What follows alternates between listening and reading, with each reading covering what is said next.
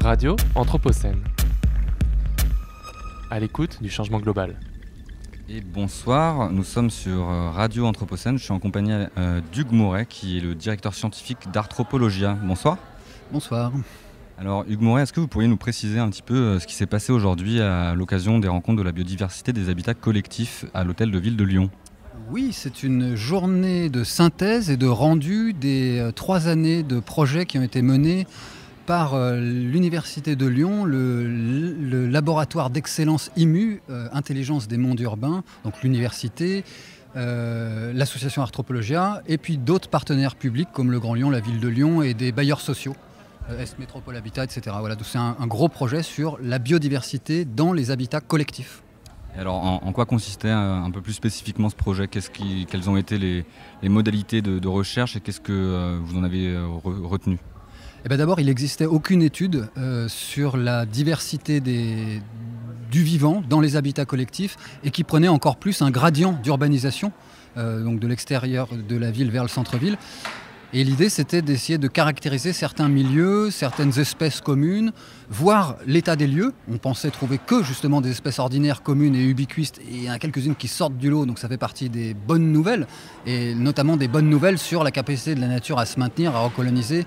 Voilà. Donc ça, c'est les aspects recherche biologique, mais il y avait aussi de la spatialisation, de la recherche géographique sur les aspects connectivité, les aspects d'empilement de couches, les aspects de...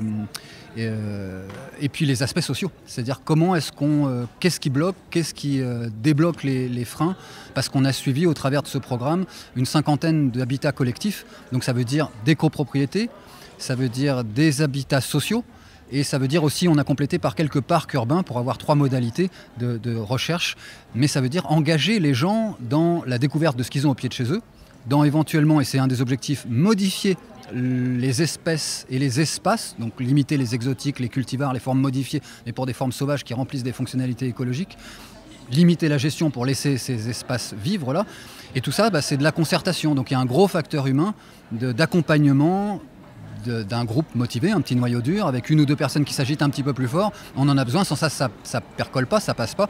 Et ensuite, il faut embarquer des dizaines de colocataires, de copropriétaires, qui sont pour certains rebutés par la biodiversité. Quand on leur dit ça, ils entendent moustiques, tiques, rats et blattes. Donc c'est assez limité comme regard. Et puis d'autres qui sont super motivés. Et on surfe un petit peu sur un effet de mode où on s'alarme de l'embrasement climatique, on s'alarme de la disparition du vivant, on voudrait faire des choses mais on ne sait pas bien. Et c'est un peu dans ce contexte qu'on arrive à attirer des gens. Et du coup, à faire une journée comme ça de rendu où on a énormément de partenaires qui viennent piocher des idées, faire son retour d'expérience et mélanger un petit peu tout ça pour qu'on puisse avancer. Donc là, on a eu plein de contacts avec des responsables d'habitats collectifs, des présidents de syndics, des habitats sociaux, des bailleurs sociaux. Et donc tous se disent, mais si vous y arrivez, on peut... oui, c'était bien l'objet, c'était de montrer que c'est facile, efficace, peu coûteux et rapide. Et alors justement, comment on fait pour embarquer les habitants au-delà des convaincus et pour... convaincre les réfractaires au départ? Alors, moi je suis naturaliste et je suis donc directeur d'une association naturaliste. Mon objet, c'est la nature. Alors d'ailleurs, c'est très étonnant, comme le dit Baptiste Morisot. On a inventé un mot juste pour s'extraire du vivant. C'est très étonnant de parler de la nature. Quand je parle de nature, j'estime qu'on en fait partie. Mais les arguments pro-nature, pro-biodiversité, pro-vivant ne sont pas forcément ceux qui portent le plus auprès des gens qui ne sont pas convaincus. Donc, parfois... très paradoxalement, en tant que naturaliste, ce n'est pas des arguments que je vais mettre en avant, que je vais pouvoir citer à la fin, après le fait qu'on va pouvoir atténuer les effets du changement climatique. Ce que tout le monde ressent, s'il ne le ressentait pas depuis les 2 dernières années, c'est réglé. On va pouvoir améliorer le bien-être physique par la filtration des microparticules de l'eau et de l'air, etc. Le bien-être psychique et moral par la quantité et la qualité de nature qu'on va croiser. De ça dépendent l'agressivité, la rechute, la rémission, la prise de médicaments. Et ça, c'est mesuré dans les EHPAD, les hôpitaux, les prisons, les écoles maternelles, etc. Augmenter éventuellement, puisque c'est des choses qui intéressent certaines personnes, la valeur foncière. Alors là, il y a un vrai problème de gentrification. Du coup, si on met du verre et que ça fait monter les prix, c'est toujours les moins nantis qui en payent le prix. Et accessoirement, après tout ça, donc après votre bien-être, il y aura un peu plus de vivants autour de vous et ça vous fera pas de mal parce que ça participe au bien-être. Mais ce que je veux dire, c'est que dans certains moments où c'est un élément bloquant, c'est pas ce que je vais amener en priorité. Et quand on va parler là-dessus, effectivement, vont ressortir les rats, les blattes, les souris, etc. Donc là, on peut à ce moment-là, commencer à parler des effets de la biodiversité et que sa complexité est là pour contrôler les espèces à reproduction exponentielle. Si on limite les espèces, les seules qu'on voit apparaître, c'est celles qui se reproduisent de façon exponentielle et c'est celles qu'on ne voulait pas. Et à ce titre, je crois qu'il y avait une mise en situation cet après-midi, un atelier. Est-ce que vous pourriez nous en dire 2 mots et qu'est-ce que vous avez retenu de ce moment ? Alors j'ai particulièrement bien retenu puisque j'ai fait la synthèse dans ma salle. Et alors d'abord, je vais essayer de vous refaire rapidement la synthèse.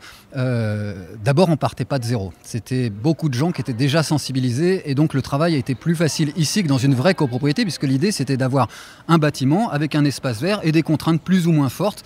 Et donc les gens qui étaient, la douzaine de personnes qui étaient autour de la table, étaient des copropriétaires et montaient un projet de renaturation, de reconnexion pour augmenter, c'était leur consigne, augmenter le vivant, la biodiversité dans leur espace. Il y avait les gens qui freinaient, il y avait des cartes en bûche, non ça va coûter trop cher, non il y a ceci, non il y a cela, non il va y avoir des moustiques, enfin, les cartes qui essayaient de ramener un peu de réalisme dans tout ça. Mais force est de constater que ça marche. En fait, quand on met les gens ensemble, les solutions émergent. Alors certes, ils étaient pour un certain nombre sensibilisés, mais pas pour autant tous, en tout cas pas tous naturalistes, pas tous au fait des financements, pas tous au fait des problèmes mécaniques d'un mur ou d'un toit. Mais dans chaque table, en fait, les idées, quand elles s'empilent les unes et les autres, même si on ne fait pas le tour de façon exhaustive, il arrive une représentation assez claire du problème et assez claire des solutions.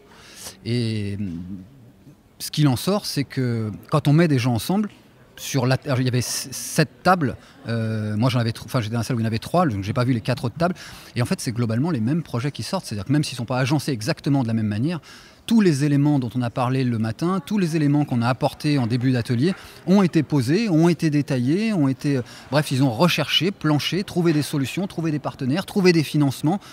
Le projet complet a été fait en 1h15, ce qui est impossible évidemment avec une propriété, c'est des jours d'information, c'est des heures d'information et des jours d'attente et de réflexion et des mois après on commence à mettre la première pierre.